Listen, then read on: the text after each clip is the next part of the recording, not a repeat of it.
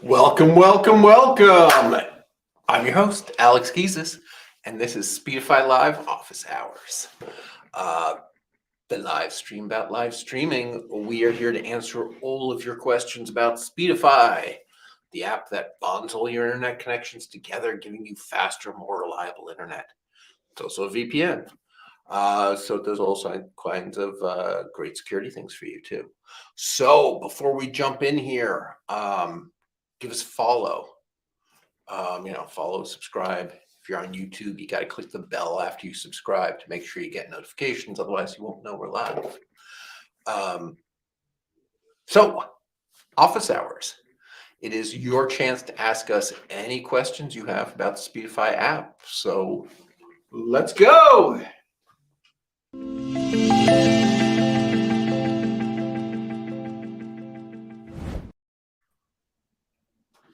It's Mike.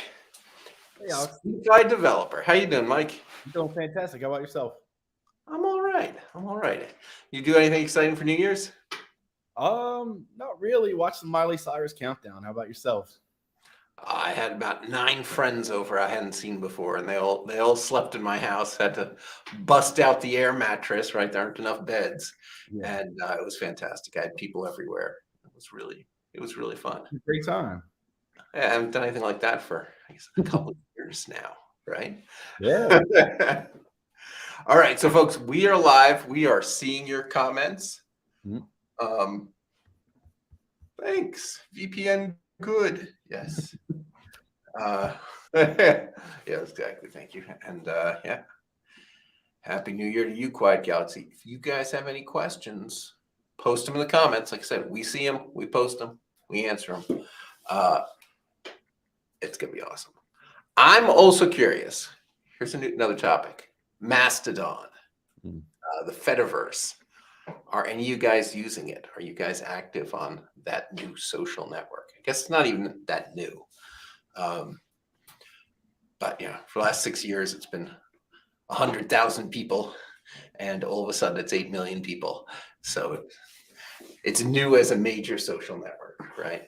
Are you guys on that? We're thinking about whether we should be doing more, and don't know. All right, yes. Happy New Year to all of you. All right, so Mike, what do those graphs in Speedify show? Speedify has a bunch of graphs. Can I fix this? Right. Yeah. So, everything that's going on inside of the Speedify app, we want to show it to the user so they can, kind of assess for themselves. So the first graph you're looking at is the usage graph, which means, the packets going in and out of your device on every adapter possible. So that's why we color code each adapter. So you can see Ethernet is the baby blue. Looks like you're tethering an Android device called the Pixel 2713, which is pink. And then you can correlate them on the graph. So you can kind of see how each connection is doing. And then the green bar at the top is kind of the congregated, the bonded speed of all of the connections. So yeah, we give you a lot of insight inside of each adapter and let you know what's going on, how they're being used, and when. We also show the latency in the next graph, which is great when you could detect whether a connection is really, really good or really, really bad. And so again, what's a good latency? What's a good latency and what's a bad latency? a good latency would probably be close to zero, if not zero.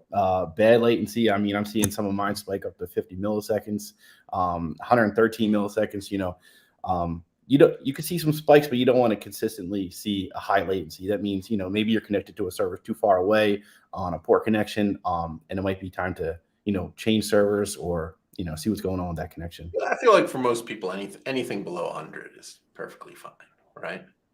Yeah, you shouldn't see any kind of lag or loss with that.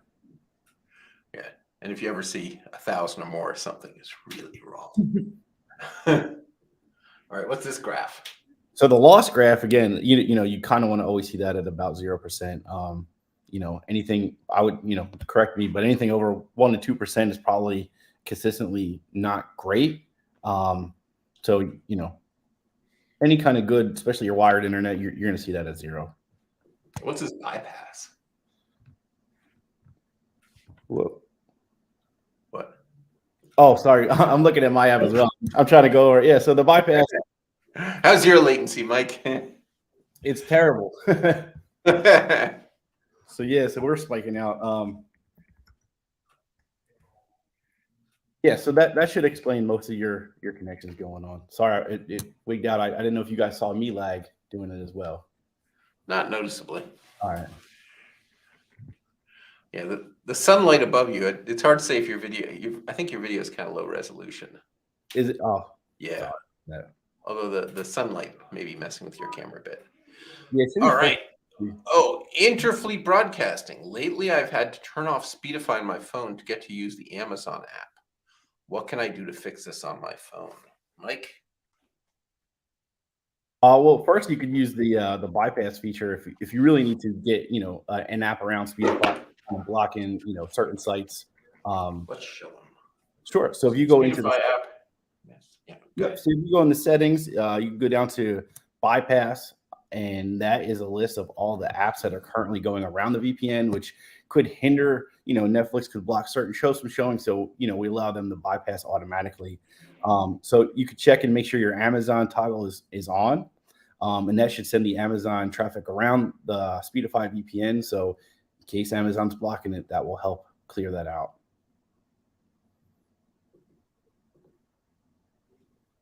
Am I back yet? You aren't back. I see. It says it at the top of the screen, just so you guys know.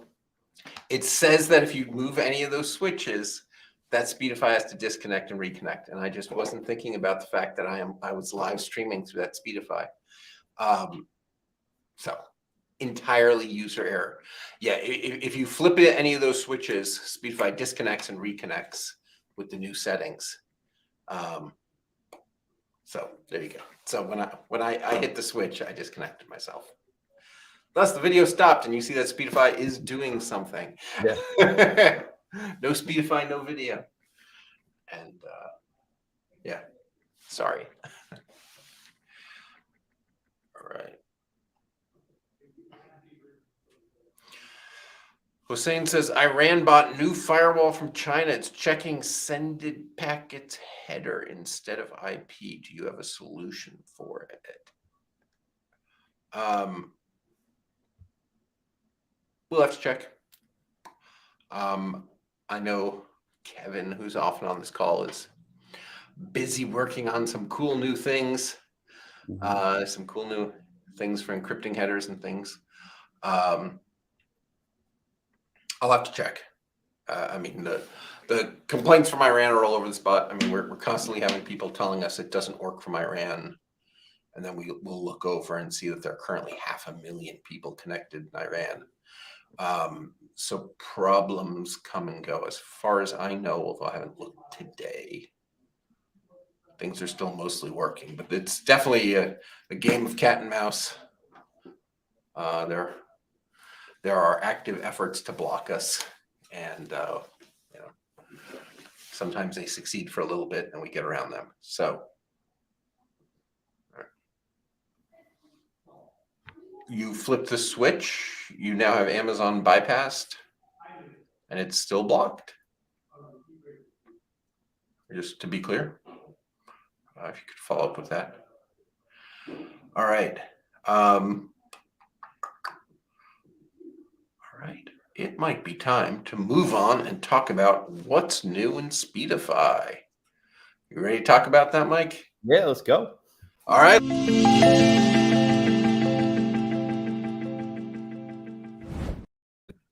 So the next release of Speedify, what is that? 12.9? Is that what's coming? 12.9 is on its way. Yeah, we released 12.8 right before the break. So 12.9 should be released mid to late January.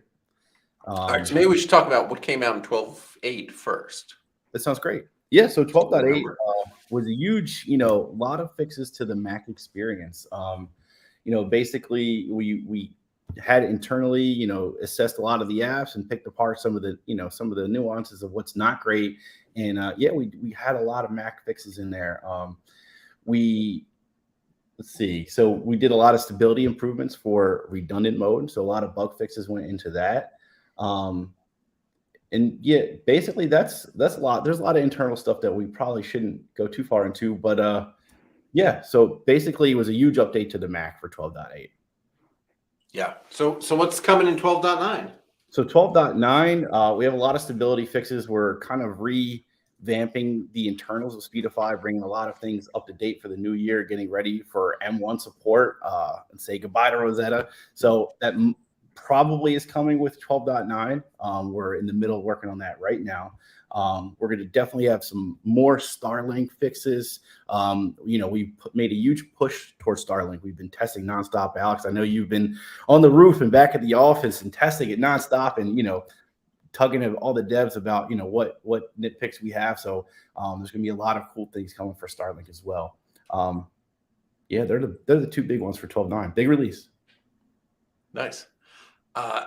So I've been writing code today. So I don't know if you guys are familiar with N8N. The URL is n8n.io. It's this low-code environment where you can kind of drag and drop to connect, anytime, this gets updated in my database, poke me in Slack. And anytime I have a new post on my blog, post it to my Twitter, right? And it's just got hundreds of apps. So I created a webhook where every minute the Speedify stats off that PC that's streaming over the Starlink, it posts all the Starlink stats to my N8N app, and then I can start saving them to databases and log files and poking us on Slack if the Starlink goes down, and it should be which would be really, really cool. So I'm trying to decide what to do with it now that I have it. Another fun toy, right? All right. How far do you plan updates? Like, do you already know what 12.10 has? Well, it'll be 13. Marketing came down and said, we're not a company that does release 12.10. So we'll update to 13. These versions are, I don't know, not that important. The numbers. People have suggested we should just go to just numbers and be like, release 59, release 60, release 70. But whatever. Yeah, so release Lucky 13. We have a backlog, right? I mean, we have a pile of things we want to accomplish, but when we get much closer to releasing, we'll go through it and decide. It seems like, what the top priority kind of changes. Yeah, so we have something on the list. I don't think I know exactly what goes in 12.10. Change it to candy like Android used to. Well, they've done the candy. We'd have to do something else, right? Like different pastas. Yeah, different pastas. The baked ziti release. That's right. Speedify baked ziti. It's not the greatest release, but what are you gonna do? Ooh, the bow tie update. See, it's catching on already. It's probably better than Apple's cities in California theme. That's true. That doesn't seem that hot to me. All right.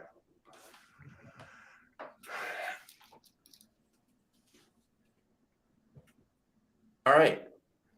Company updates. All right. Let's go to the company updates.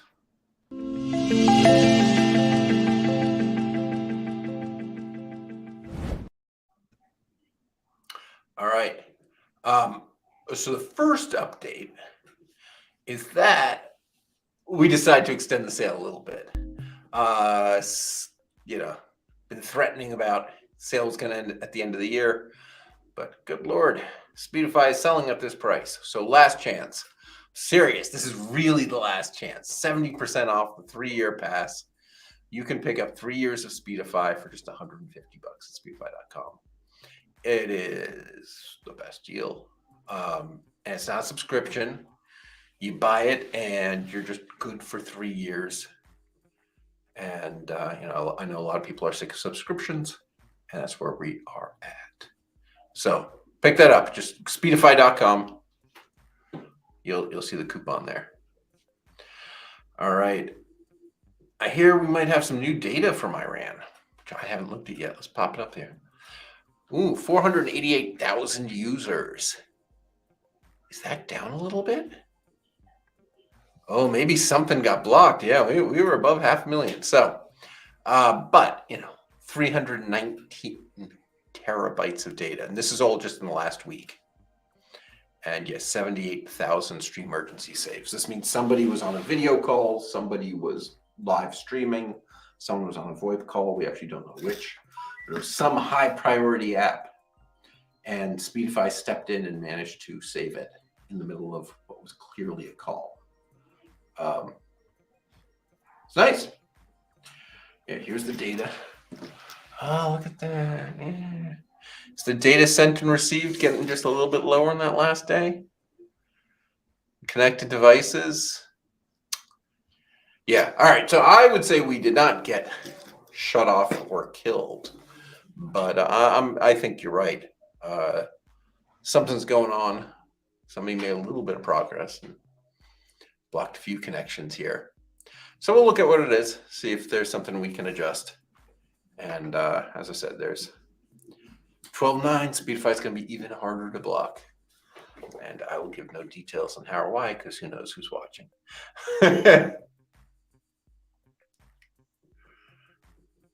All right. If I needed to send 400 terabytes, I'd just take the hard drive and drive it to where it needs to go. What is the famous quote? Never underestimate the bandwidth of a station wagon filled with tapes driving down the highway, right? I mean, if it's enough, did you read the story, Mike, about go away, about how Amazon helped back up the entire Ukrainian government and all of their banks? No, please tell me. Amazon flew in containers full of what are they called, iceberg or something? These boxes full of hard drives, and they just ran around hooking them up to basically every server in Iran, just as in Ukraine. Sorry, in Ukraine, just before the war started, they backed everything up, and then they flew these drives out to Germany or Poland, where now they're uploading it. They actually instead of uploading, they're carrying the drives to the data center so that they're available for the Ukrainian government. But yeah, to back up an entire country, you don't do that over the internet. You send trucks full of solid state drives. Did they give an estimation how much data that was? They did. There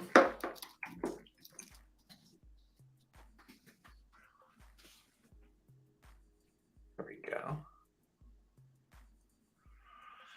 AWS.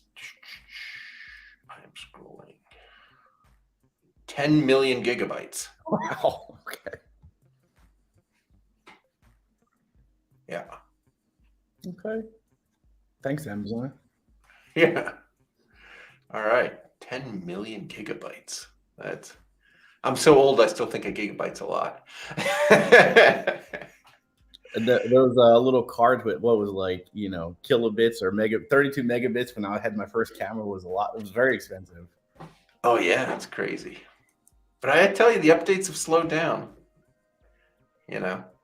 Things aren't improving as fast as they used to. Moore's law is kind of done. All right. That's right. We'll handcuff a suitcase to Dungeons and Druids.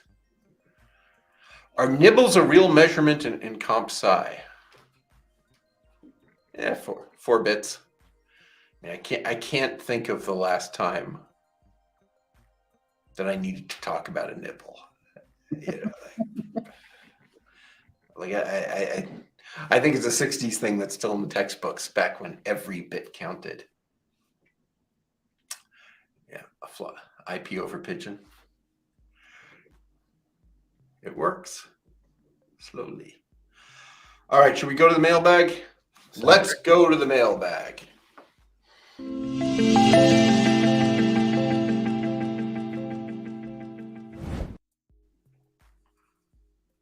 All right. We got some questions for us here. Pop them up, people. Hello, I would like to start streaming IRL in real life. I have a camera and a microphone, but I can't understand the internet part. I see that I have 2 options. I can use my phone as a hotspot, and I need to buy a SIM card with a lot of data in it, right? Or I can use a modem with a SIM card in it. So I would like to understand if I'm right or not, and where does your solution go? Does it help with the internet stability? If I buy a subscription, will I be able to do IRL streaming without buying a SIM card or modem?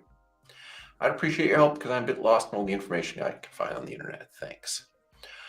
All right. So there's a lot of ways to go here. You can take down the message. So one thing that I do for my IRL streaming, I just use an iPhone. Right? I mean, these cameras,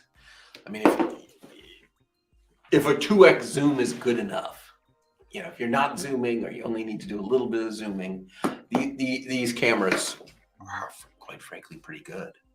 So then I just run Speedify on the phone, and then I have the phone's Wi-Fi join the other phone's hotspot. And so I have 2 phones Wi-Fi to each other using Speedify, so I end up with 2 cellular connections as I walk around streaming. And it works great. I've had a lot of success just streaming off an iPhone. Sporting events and stuff, you need a real zoom lens. An iPhone is not good enough for sports. But but for a lot of things it is. I mean, streams of me walking around Philly, talking to people who are doing weird things.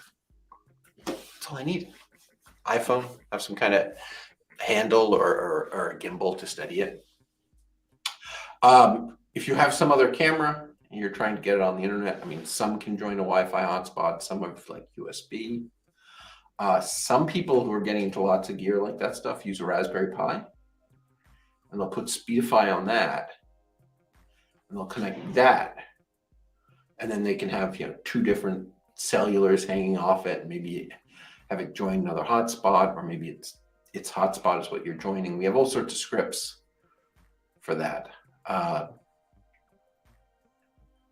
So there are a lot of ways to go, right? That helps. I get amazed every time I see a DSLR camera with Wi-Fi capabilities. Yeah.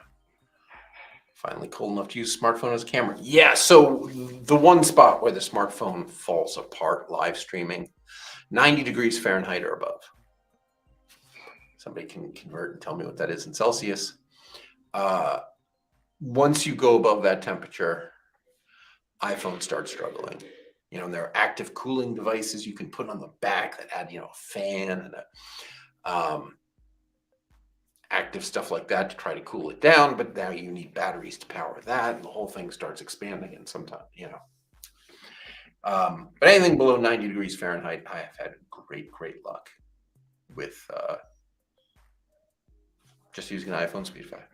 All right, is there any way to get long-term statistics, say 2 or 3 hours for each connection to evaluate LTE line stability?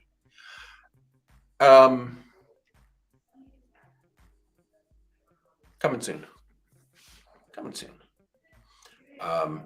Right now for Windows, you know, I'm using the CLI, and I've jury-rigged some crazy things for myself, some of which I just talked about, right? Where I use CLI, and then I run stat 0, and I pull the stats out, and I parse them, and I shove them into N8N, where I can then store long-term statistics. But enough people want this crazy thing I've built that it should get made into Speedify itself. Get bad if it gets too cold too. I'm not sure if I've experienced that, but I believe it. I'm sure there's some temperature where it's too cold. I know phones shut off when they're too hot, but when it's too cold, does the battery just drain? I don't know. Certainly battery doesn't last as long if it's really cold. But yeah, that's right. Speedify, right? Our future hypothetical release. All right, so I guess that's what we have to say about that. Next question. We have another question from the mailbag. Pop it up here.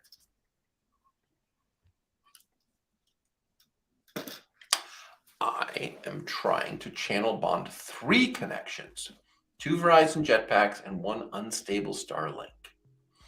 And I use a Raspberry Pi as a wireless hotspot. I have a Raspberry Pi 4 that I've installed Raspberry Pi OS and Speedify on. I have 2 Verizon jetpacks plugged in via USB and 1 Starlink router via Ethernet. Sounds good. I followed the instructions found on your website, and all the connections shown in the Speedify app and appear to be working. Well, when the Starlink is working in Alaska, that's a different story. Yes. Now, where the trouble starts is I can't get a wireless signal out of the Raspberry Pi. I followed the instructions found on your website, but there's no Wi-Fi being generated. WLAN shows up but lists as disabled in the Speedify app. Is there something that I may have missed in the setup or configuration? I don't understand. Thanks for any help you can provide. So the reason it shows up as disabled is that Speedify thinks you're making a Wi-Fi hotspot, not an internet connection anymore, which is what you want. So Speedify thinks that what you want is happening. Mike, do you have any clues here? I do. So it's a very tricky little scenario that happened here. So the Speedify app has a configuration file, and at the top of the configuration file, we have basically a line commented out for the Wi-Fi interface. And they needed to go into the configuration file, remove that comment to allow Speedify to read the Wi-Fi configuration SSID, and it just works when you restart the service. Ah, well, that's good. All right. Oops. Next question from the mailbag we had planned. We've already talked about it. I wonder if that's even somebody here.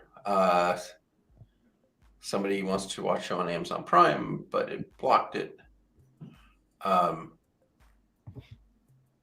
Yeah. So that's it. I mean, you can bypass. If Amazon's detecting it's a VPN and blocking you. You can turn it off. You can turn on the bypass, which will disconnect and reconnect you. So don't do it during a live stream. But then you're watching Amazon from your country. You're not pretending anymore. We have some vague plans on doing a better job, but they're kind of vague plans. All right.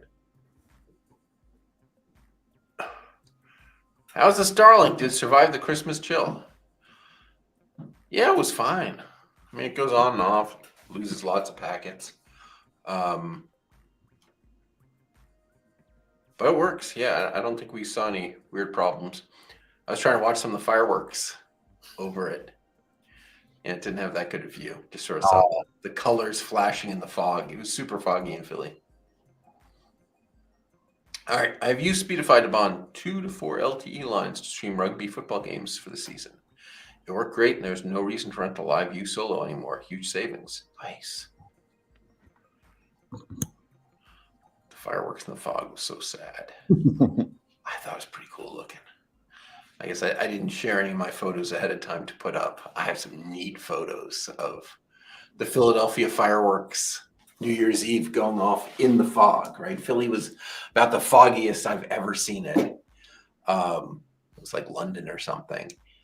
And they went ahead with the fireworks because it was just fog. And so you had this crazy, glow from the fireworks. It was a good show, as they say. All right. So we have a whole calendar of guests coming up. So don't forget to follow us, subscribe, click the bell, get notifications. January 10th, I think that's Tuesday. We're gonna have UFD Tech. I'm so excited about those guys. They're the ones who strapped the Starlink to the roof of the car, and the 2 or 3 cellular connections, and drove all the way across the country, cannonball run style. Totally cool. January 19th, we're going to have Dr. Carl Gold, the author of Fighting Churn with Data. I love this guy's work. He live streams himself coding. I found myself just watching his live streams. He sits there, and it's often examples from his books. He'll go through and actually program it in front of your face and run it. And, he'll take questions from people and make little changes if people have ideas or things they want to see him do. And super cool. Really excited about him. And then, of course, a week from now, next Wednesday, we'll have another one of these Q&As. It'll be cool. We have a Discord. Details in the comments. A lot of good discussions there. It's not necessarily a place for real customer support. If you're having trouble logging in or whatever, please email us at support@speedify.com.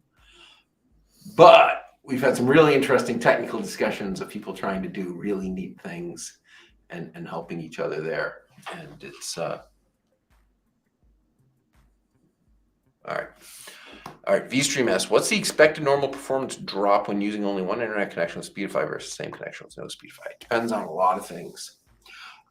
If your connection is unreliable enough, dropping packets and stuff, it is possible to see a 100% speed improvement by running Speedify. Now, this is if your internet connection has consistent 2% packet loss. If your packet loss graph is sitting there at 2%, which would happen if you're at the edge of range of Wi-Fi, we could well double your speeds. If there's no packet loss at all, 5-10% is possible. Usually 5%.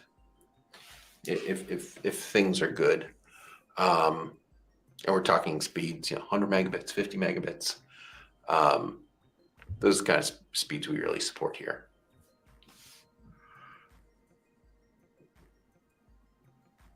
What do you mean? Why can't we sub on desktop per month? I don't understand. You can absolutely get monthly subscriptions on desktop. They're right there on Speedify.com. Yeah, go look, Speedify.com. Check it out. We have monthly subscriptions, but boy, oh boy, $150. You get 36 months of service. If you multiply that out, you can get monthly, but holy cow, if you stick around for 36 months, you'll have wished, actually you don't even have to take around that long. Yeah, huge savings. 3 years for $150 right now at Speedify.com. That is probably what you actually want. And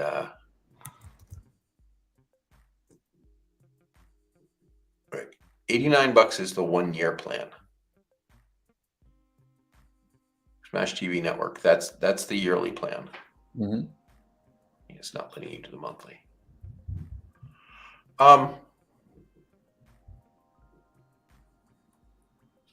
Store. Yeah, I'm checking right now. It looks okay. If you go to the Speedify.com store and click the individual plan, the monthly plan should be right next to the yearly plan.